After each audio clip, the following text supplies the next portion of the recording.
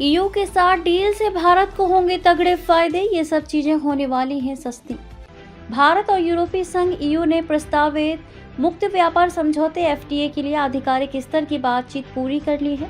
इस समझौते से दो तरफा व्यापार को बढ़ावा मिलेगा और आर्थिक संबंध मजबूत होंगे। वाणिज्य सचिव राजेश अग्रवाल ने सोमवार को ये जानकारी दी। उम्मीद की जा रही है कि समझौते पर इसी साल हस्ताक्षर किए जाएंगे और ये अगले साल की शुरुआत में प्रभावी हो सकता है। वाणिज्य सचिव ने कहा, आधिकारिक स्तर की बातचीत समाप्त होने वाली है और दोनों पक्ष 27 जनवरी मंगलवार को मुक्त व्यापार समझौता एफटीए वार्ता के सफल समापन की घोषणा करने के लिए पूरी तरह तैयार हैं। वाणिज्य सचिव ने कहा, वार्ता सफलतापूर्वक पूरी हो गई है और सौदे को अंतिम रूप दे दिया गया है। उन्होंने बताया कि इस समय समझौते के मसौदे की कानूनी जांच चल रही है। सरकार की कोशिश इन प्रक्रियाओं को जल्द पूरा कर समझौते पर हस्ताक्षर करने की है।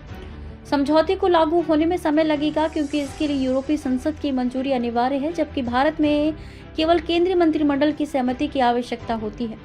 इस समझौते को 18 साल की लंबी बातचीत के बाद अंतिम रूप दिया गया है।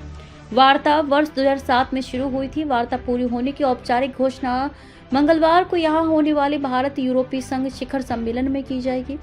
प्रधानमंत्री नरेंद्र मोदी 27 जनवरी को यूरोपीय आयोग के अध्यक्ष उर्सुला वॉन डेर लेयन और यूरोपीय परिषद के अध्यक्ष एंटोनियो कोस्टा के साथ शिखर वार्ता करेंगे। यूरोपीय संघ भारत का बड़ा व्यापारिक भागीदार है। वित्त वर्ष 2024-25 में दोनों के बीच वस्तुओं का द्विपक्षीय व्यापार 136.53 अरब अमेरिकी डॉलर रहा। इसमें भारत का निर्यात 75.85 अरब अमेरिकी डॉलर और आयात 60.68 अरब अमेरिकी डॉलर था।